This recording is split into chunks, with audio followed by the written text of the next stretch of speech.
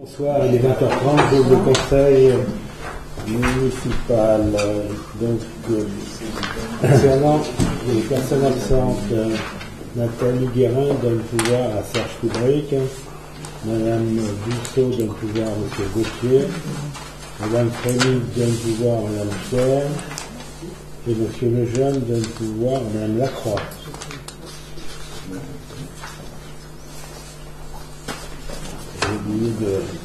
On a besoin d'un secrétaire peut-être avant, c'est déjà inversé. C'est M. Cyr. Il faut noter ce que j'ai dit. Pas de problème, à noter.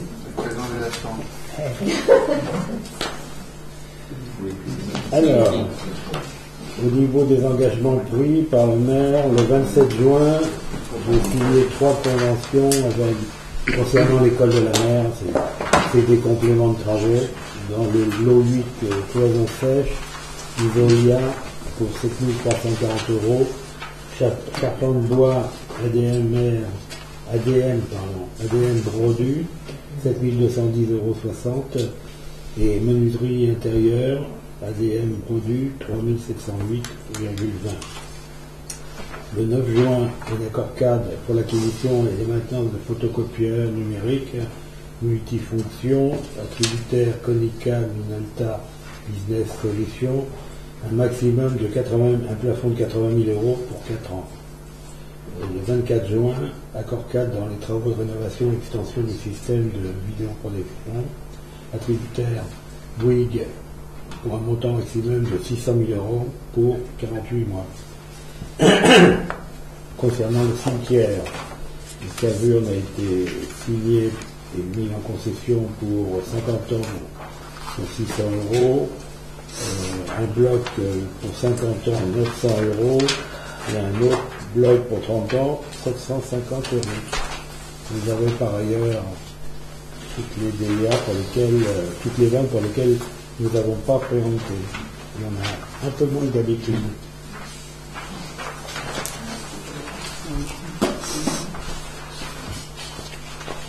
Voilà, comme il n'y a plus de compte rendu à signer, donc on vous l'a envoyé, je pense. J'ai oublié de demander s'il y avait des observations sur ce compte rendu. Parce que vous l'avez envoyé. Oui, j'ai envoyé, tout à fait. Est-ce que vous avez des observations? Il y a vraiment des choses que j'ai envie de faire d'avant. Pas d'observation. Donc, il est approuvé. La modification du tableau des effectifs, Madame Pierre, le point numéro 2. Le responsable de service, Yves Burgot, ayant demandé ses droits à la retraite, il s'en va au 1er septembre, donc on a trouvé une personne, M. Alain Chauvière, pour le remplacer, qui est titulaire, mais qui n'a pas. De toute façon, comme il y a un tuilage, on est obligé de créer un poste, et après on supprimera celui de M. Burgot quand il sera parti. Donc on propose de créer un poste de grade d'animateur principal de première classe. Le tableau de modifier le tableau des effectifs, comme mentionné ci-dessus, et après le tableau des effectifs annexé à la présente délibération. Y a-t-il des questions? Des votes contre? Des abstentions? Merci. Le point numéro 3, médiation. La médiation préalable obligatoire, adhésion de la collectivité. Je rappelle que jusqu'à présent, la médiation préalable obligatoire faisait l'objet d'une expérimentation par 42 centres de gestion qui s'étaient portés volontaires pour déployer ce dispositif. Donc on avait délibéré en la faveur de participer au test le 7 juin 2018 et maintenant on nous demande en fait de délibérer pour la médiation obligatoire suite à ce test. Voilà, donc vous avez toutes les décisions. Est-ce que vous voulez que je vous lise toutes les décisions que ça concerne? Non. Il y a-t-il des questions? De toute façon, c'est obligatoire. C'est obligatoire. C'est obligatoire de faire un vote. Oui. C'est obligatoire que j'ai dit? Oui. Comme ça a été, comme ça a été testé, quel est l'intérêt? C'est-à-dire que visiblement, ça a servi à certaines communes, puisque ça a été approuvé par le centre de gestion. Nous, on n'a eu aucune utilité pour le moment. Y a-t-il des votes contre? Des abstentions? Puis le point numéro 4, assurance statutaire du personnel. Donc, il y a une modification du contrat. Oui, en fait, nous avons souscrit par l'intermédiaire de son de gestion un contrat d'assurance statutaire pour ce personnel. Ce contrat est souscrit auprès du CNP Assurance. Il s'avère que l'année 2021 a vu paraître de nouvelles dispositions réglementaires qui ont fait évoluer de manière significative les obligations statutaires des collectivités adhérentes à l'égard de leurs agents placés en congé statutaire pour raison de santé. Il en résulte un décalage entre les dispositions contractuelles et les obligations statutaires. Ces évolutions réglementaires concernent le congé paternité, le temps partiel thérapeutique, le complément de traitement indiciaire et surtout les modalités de calcul du capital décès. Ce dernier est augmenté de façon significative, ce qui oblige la compagnie d'assurance à répercuter cette hausse sur le taux de cotisation de la garantie d'essai à hauteur de 0,13%. Impact d'environ 1 588 €, soit au total 61 448 € par an. Après avis favorable de la Commission des finances, le Conseil municipal, afin d'avoir délibéré, y a-t-il des questions? Accepte d'intégrer au contrat des nouvelles dispositions réglementaires, notamment l'extension de couverture de la garantie d'essai de la hausse associée de 0,13% du taux de cotisation correspondant. J'autorise M. le maire à signer tous les documents afférents à cette affaire. Je pense qu'il y a une petite boulette, parce que c'est 1588, soit au total 61 448 par an. Mais justement, ils n'ont pas corrigé, je l'aurais déjà dit. Non. Donc c'est 1588 par mois, Voilà. Et au mais total, ça ne fait pas le total non plus. C'est ce que ça veut dire. non, parce que c'est Et le total des 1588 multiplié par 12 se rajoute au chiffre précédent pour faire un total de 61 000. Donc ils n'ont pas mis le chiffre intermédiaire. oui, Voilà. Donc c'est une bonne question. Mais on l'avait déjà dit. On l'a dit en pleine majorité.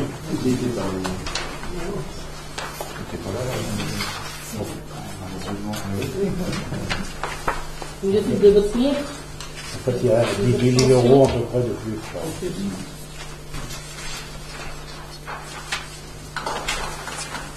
C'est le numéro 5. Et le point numéro 5, la créance éteinte. Le Centre de finances publiques de Luçon a transmis à la commune un état de produit irrécouvrable et les justificatifs correspondants. Il s'agit d'une créance sur le budget assainissement. La société Arévi Accédif était redevable d'une taxe de raccordement pour un montant de 2 706 €. Arévi a été absorbé par Accédif, tombé en liquidation judiciaire en 2013 et pour laquelle une clôture pour insuffisance d'actifs a été prononcée. Les voies de recours des poursuites ont été épuisées. Sur proposition de la Commission des finances, le Conseil municipal accepte la créance éteinte à l'encontre de Accédif pour un montant de 2 706 € sur le budget assainissement.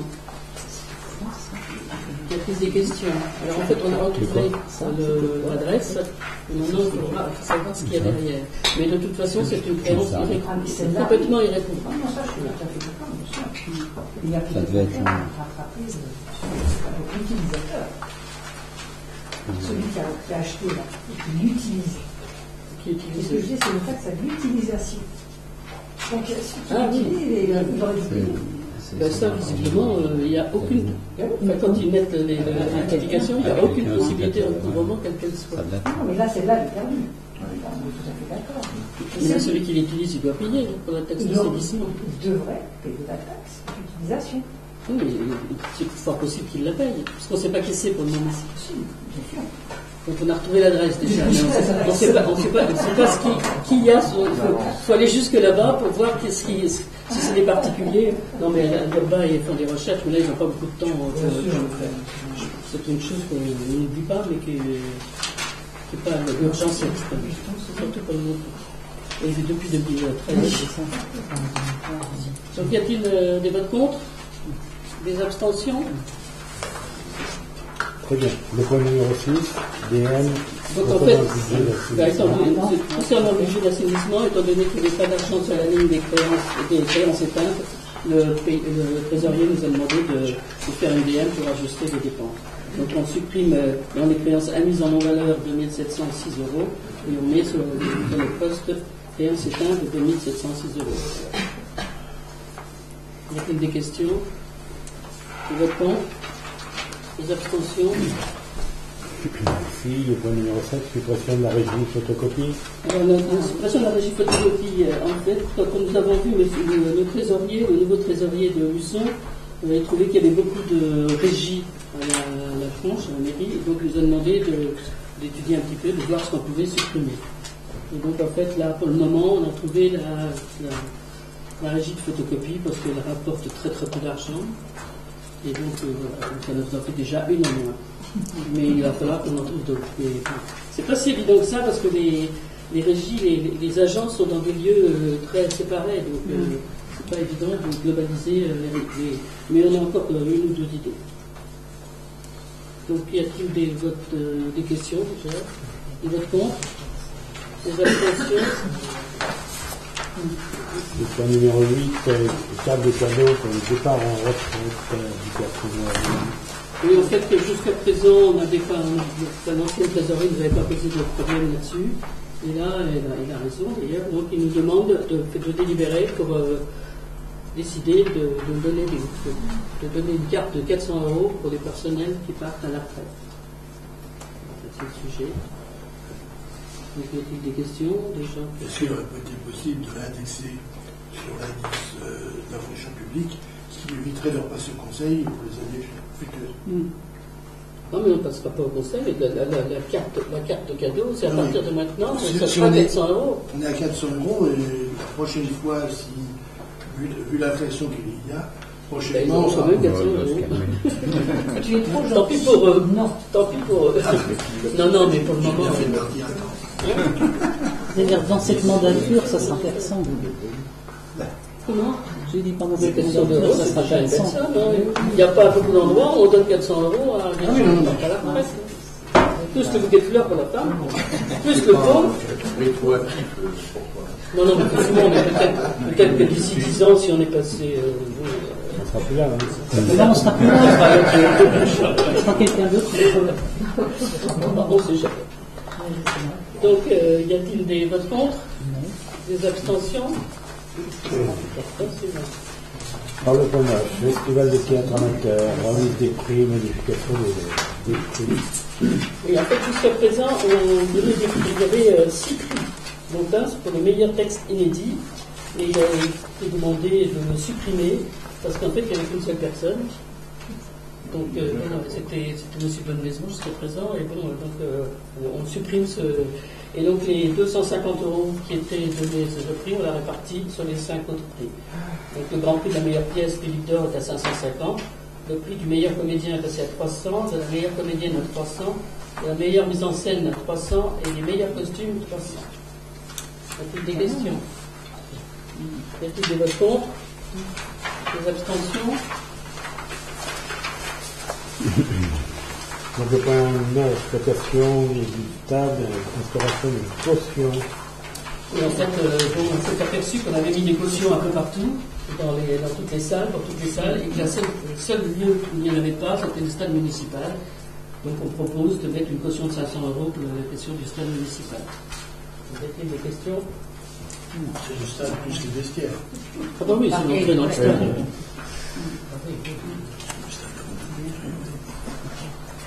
Les votes contre? Et la buvette. Les abstentions? Comment? Et la buvette. Et la buvette. C'est 500. C'est bien. Le point numéro 10, l'OGEC, le commencement de forfait communal. Donc, le cadre du contrat d'association passé entre l'État et l'OGEC, et que la commune participe financièrement aux dépenses de fonctionnement des classes sous contrat d'association. Les modalités de cette participation financière font l'objet d'une convention de forfait communal établie entre l'OGEC et la commune dont les caractéristiques principales sont les suivantes. Le forfait attribué par élève ne peut être supérieur au coût moyen d'un élève de l'école publique, soit 708,66 €. Le forfait communal concerne les élèves des classes élémentaires et maternelles scolarisés à l'école Notre-Dame. L'OGEC fournit un budget prévisionnel à la commune pour le 30 octobre.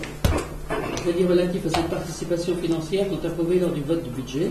Le versement s'effectue par tiers en janvier, avril et août. Le conseil municipal, après en avoir délibéré, approuve la convention de forfait communal à passer avec l'OGEC École Notre-Dame pour l'année scolaire 2022-2023 et auquel M. le maire a signé les documents correspondants.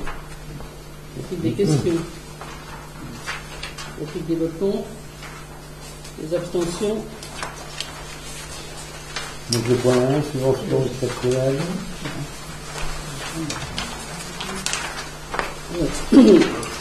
En subvention exceptionnelle, le comité d'organisation de l'Open européen de skimboard.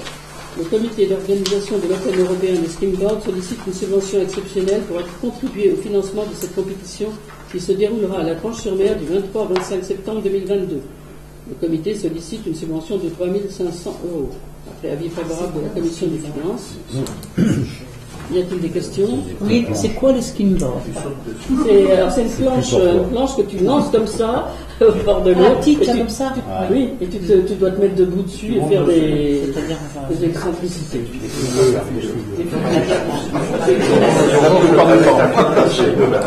Et hop, en général, tu as la planche qui te part dessus. Ici, on marque la planche. Voilà. Un petit peu d'eau.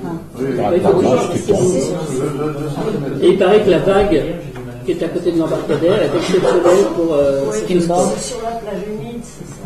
Non, il faut un peu d'eau. Il faut une vague. C'est la planche en bois, là.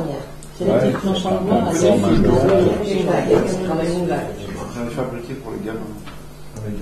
Donc, le conseil municipal décide d'attribuer une subvention de 3 500 € au comité d'organisation de l'Open européen de skimboard. Mon collègue Monsieur le maire a signé tous les documents afférents à cette affaire. Y a-t-il des votes contre? Des abstentions? Donc le point numéro 2, c'est l'urbanisme. M. Gauthier parlait d'une acquisition. Oui, il s'agit d'acquérir trois terrains qui sont situés là-haut vers le lotissement des Courlis et la Porte des Îles. Ça se situe au bout de l'avenue des Acacias. Donc ces 3 terrains, ils sont grevés, donc ils sont déjà en zone N. Ils ont un emplacement réservé parce que pour pouvoir faire la liaison donc entre les deux lotissements Courlis et Porte des Îles, ils sont dans la bande des 100 mètres, ils sont impactés par la loi littorale, ils ont un secteur comportant une orientation d'aménagement et l'allée des Acacias d'une zone non unificandie au titre évidemment du PPRM. Donc ce sont des terrains sur lesquels on peut évidemment pas construire, mais nous on voudrait faire la liaison entre les deux lotissements. Donc il en restera d'autres à acquérir pour pouvoir réaliser ce projet. Donc Monsieur le maire vous précise que la commune accepte la proposition de cession de ces biens au prix de 5 691 €, soit 3 € le mètre carré, ce qui est le prix égal à l'acquisition des terrains l'année dernière. C'est le même prix.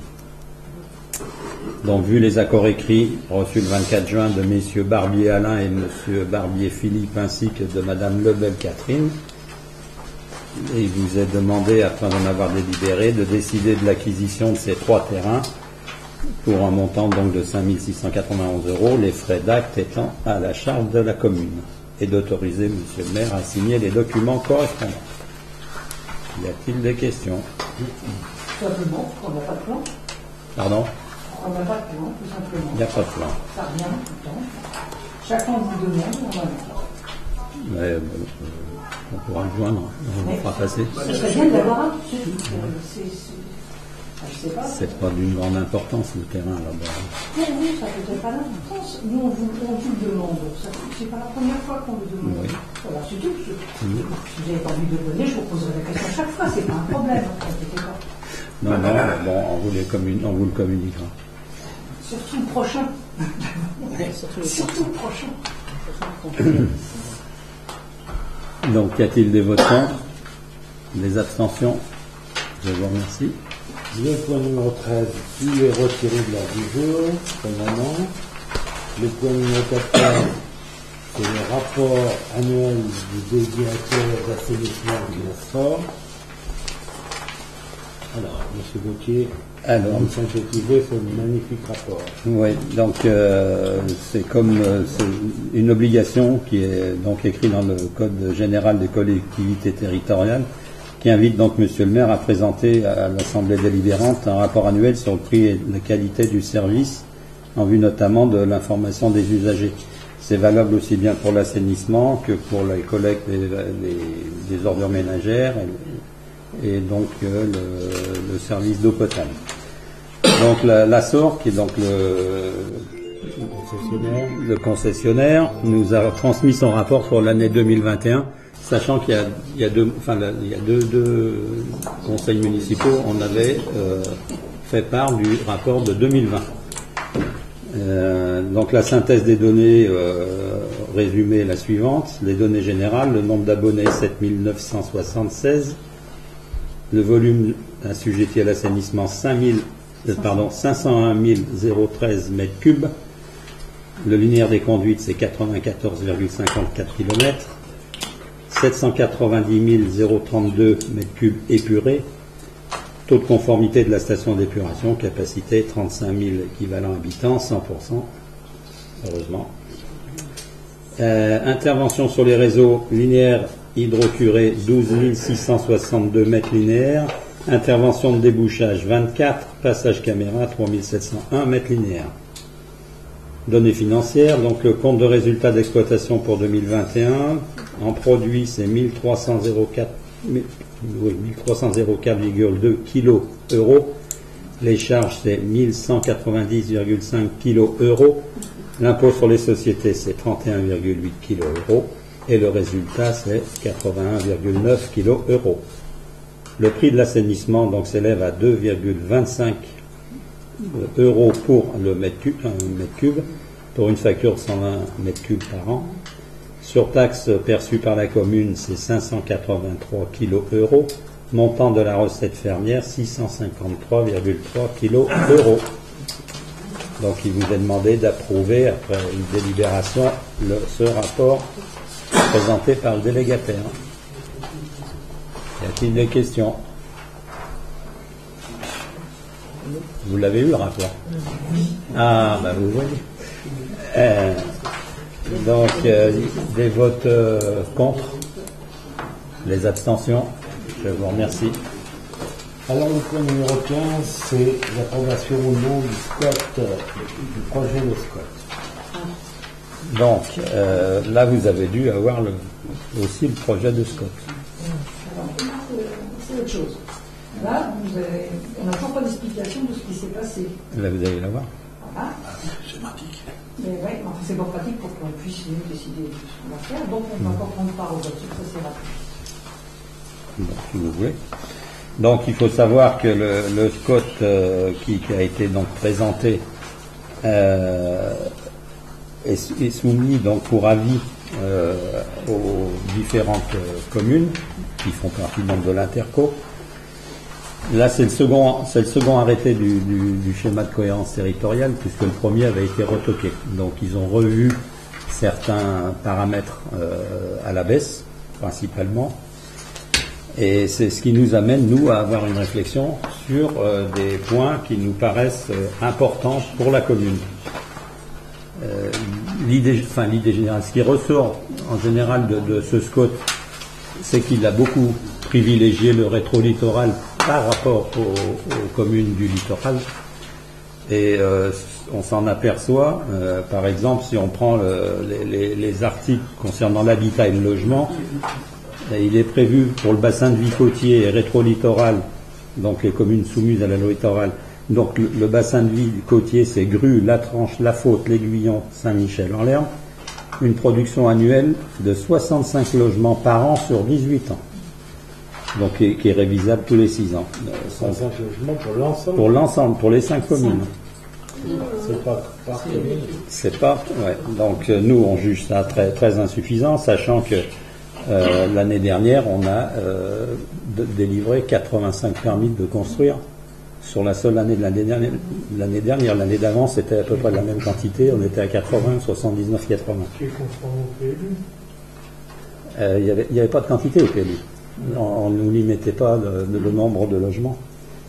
Et là, on est conforté aussi dans notre décision. Je ne sais pas si vous avez lu l'article sur le journal aujourd'hui, là où il y a un article où il parle que effectivement l'augmentation de population sur la Vendée et des permis de construire représente plus 51% par rapport à l'année dernière. Donc, On est le premier département. on est le premier département, donc il y a quelque chose qui n'est pas tellement cohérent avec l'accroissement envisagé de la population et ses limitations de logement. Après, il y a la lutte contre l'artificialisation des sols, donc pour le développement économique. Là, il nous impose une enveloppe foncière de 0 à 5 hectares, sachant que le projet... Toujours la même commune. Sachant que le projet du Super U, il va en manger déjà 3,5. Donc il va rester 1,5 et ça, à répartir sur toutes ces communes. Et ça, c'est pareil, c'est aussi pour 8 ans, aussi. Donc c'est quand même un peu petit, quoi, restreint. Et puis pour le développement résidentiel, donc là on a 5 à 10 hectares maximum, alors que Luçon, lui, il en a 35, 47, Saint-Hermine 20, 27.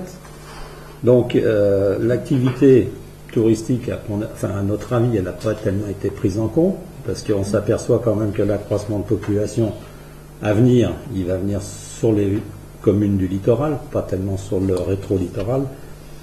Donc voilà, ça nous amène, nous, à vous proposer un avis plutôt défavorable sur ce SCOT-là.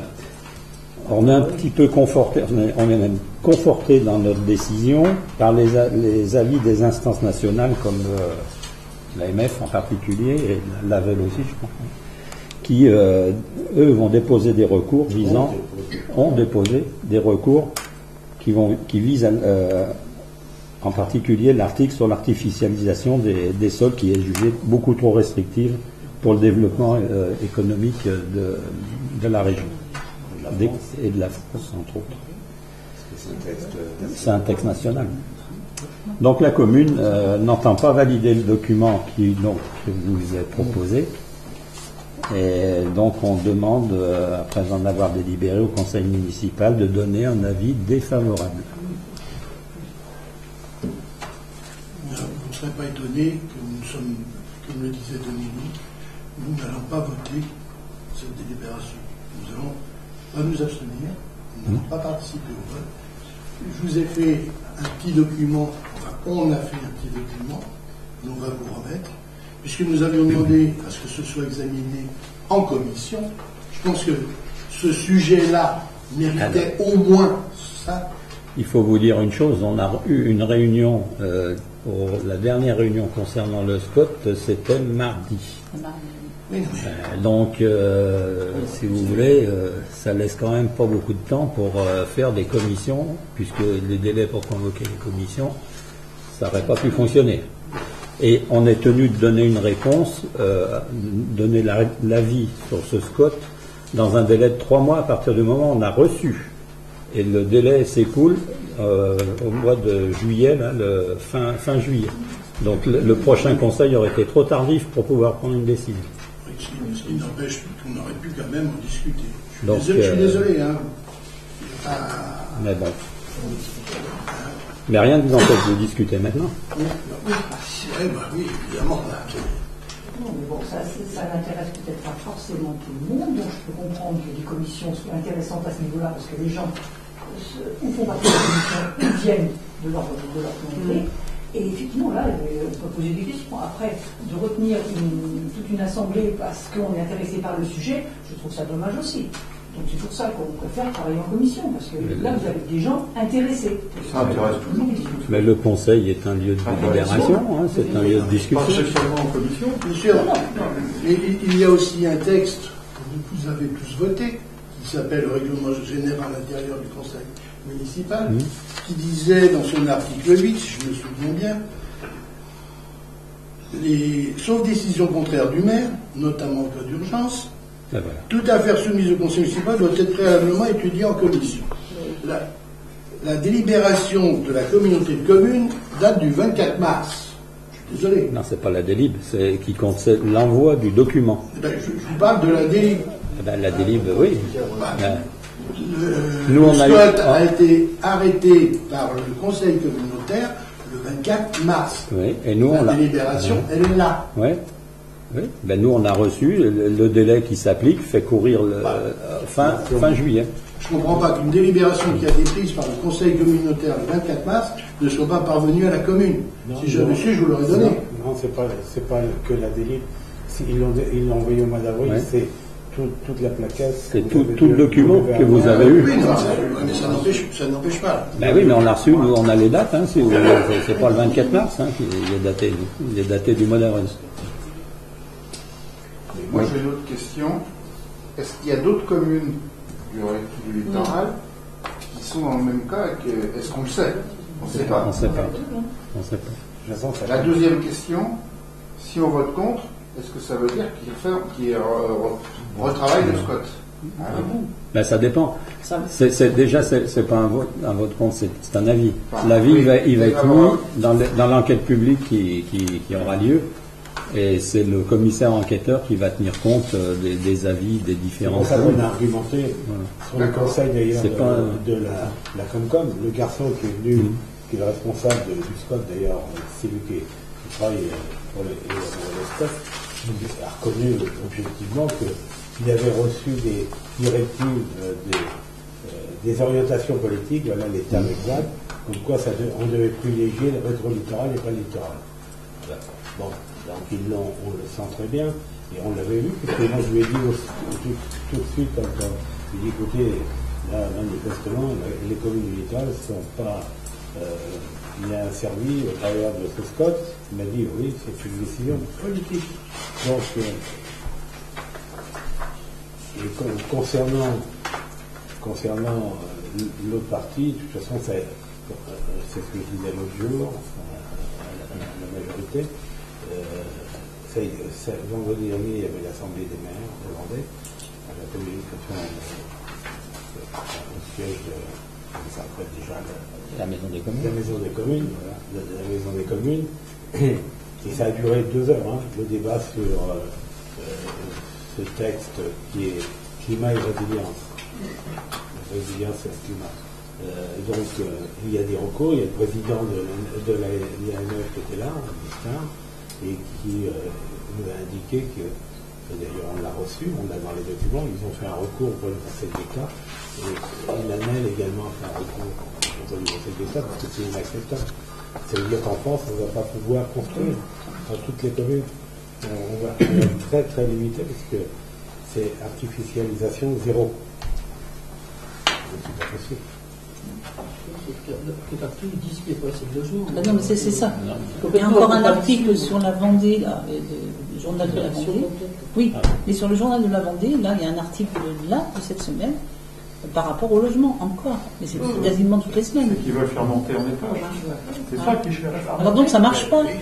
Bon, l'objectif pour nous, c'est de donner un avis défavorable et expliquer au commissaire enquêteur que ça ne va pas dans le bon sens, compte tenu de la tendance en Vendée ou ailleurs. D'ailleurs, ce sont les communes littorales qui accueillent le plus les nouveaux arrivants et non pas le rétro-littoral. Donc, il y a quelque chose qui est anormal. Donc, le commissaire enquêteur fait un rapport en disant le SCOT n'est pas dans l'esprit du développement de la communauté de communes. Voilà, il fera seulement quelque chose compte tenu des éléments.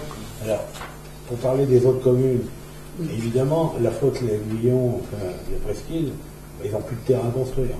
Donc, ça leur pose pas de problème.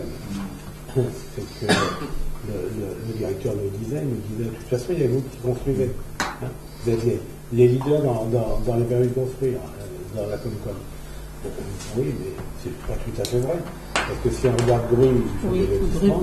Et si on regarde Saint-Michel, ils font des lotissements.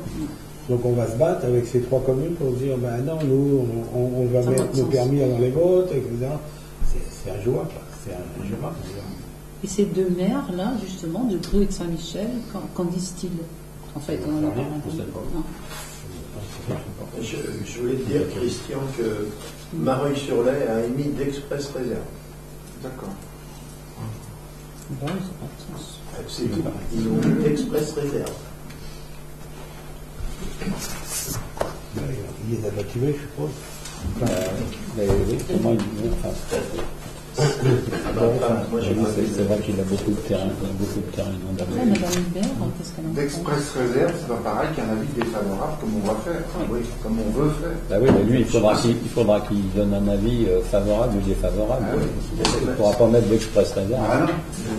C'est ma lecture de West France. Ah oui, mais ça va pas. J'y étais pas. Ah oui. Moi non plus. Je te le dis. Juste une question, si le Super U s'installe, vous dites que ça va augmenter effectivement, mais on va Ça va diminuer. retirer. Ça va retirer. Oui, excusez-moi, ça va retirer la surface, mais on reprend l'ancien Super U pour remonter. Là, Ça fait des non, parce Non. que vous avez vu que dans la partie, l'autre partie, on est limité à 5 hectares sur 8 ans également.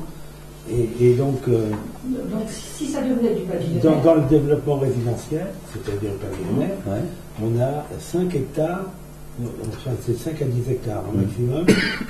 Non, pardon, c'est 5 hectares pour nous. C'est 5 à 10 hectares, ouais, pour nous. Non, 5 à 10 hectares pour nous. Mais non, je ne sais pas, Toujours au avec niveau des les- autres communes, puisque c'est toujours concernant l'ensemble des 5 communes, c'est-à-dire la Faute-Aiguillon, la Presqu'île maintenant, la Grue, et puis Saint-Michel, et la Tranche-sur-Mer. Et là, déjà, si on transforme l'ancien Super U et tous les terrains qui y a autour, c'est également 3 hectares. c'est ça, c'est ce que j'allais vous dire, ça va manger la partie Ouais, mais ce sont deux pôles Dans les deux différents. cas, ils vont nous manger.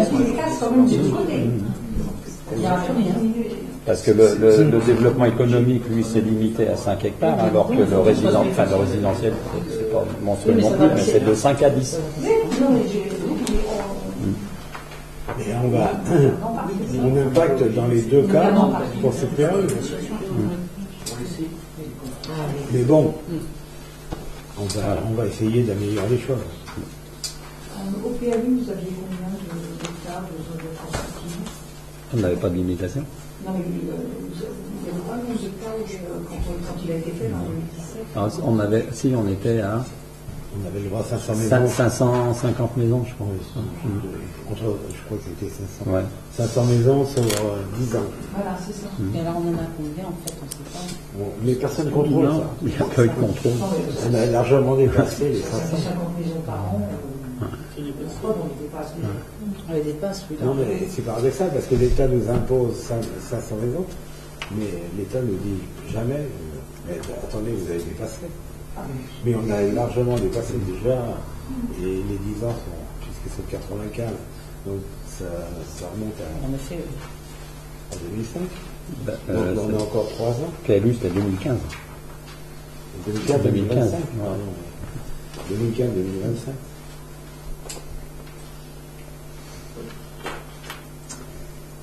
Donc, voilà. Nous, on vous soumet de vous prononcer sur un avis défavorable. Alors, Donc, alors, les votes. les votes, est-ce qu'il y a donc des votes contre l'avis défavorable? Ah oui. Mais ça, il faut donner au secrétaire. Non, mais c'est. Et donc, des abstentions.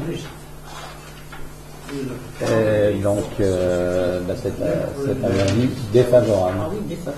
Non, mais vous vous Mais abstenez ou pas non, il vaut pas. Pas pareil. C'est la bonne case. C'est en artiste, en fait.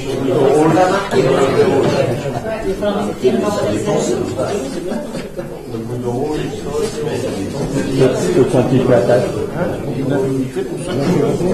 Ouais, c'est l'avis défavorable. Donc, on passe aux questions diverses. Questions diverses, il n'y en a pas. Et informations diverses, monsieur Boulon, vous pouvez nous parler de la SPL? Oui. Alors, c'est le rapport d'activité de la SPL. Donc, par délibération des 12 mai 2014, le Conseil municipal a approuvé les statuts de la société publique locale SPL. L'article 30 des statuts prévoit qu'un rapport de gestion doit être présenté à l'Assemblée délibérante une fois par an. Ce rapport est présenté par la directrice, la proposée principale. Donc, la fréquentation, les meilleures ventes en électrique, le site internet et les réseaux sociaux. La fréquentation, donc, est à 61 530 passages à noter, 20% de plus par rapport à 2020. 7 770 demandes plus 17,5% par rapport à 2020, dont 7 400 Français et 370 étrangers, 370 demandes étrangères, pardon, Meilleure vente en billetterie, Croisière Intérim pour 17 400, Puy du Fou pour 12 254, Auguste Park pour 8 527. En ce qui concerne le site internet, 414 visites, 414 000 visites pour les webcams, 45 000 pour les activités, 37 000 pour l'agenda. Les sources de visite, 34% d'Île-de-France, 21% de Pays de la Loire, et la Nouvelle-Aquitaine, 17%.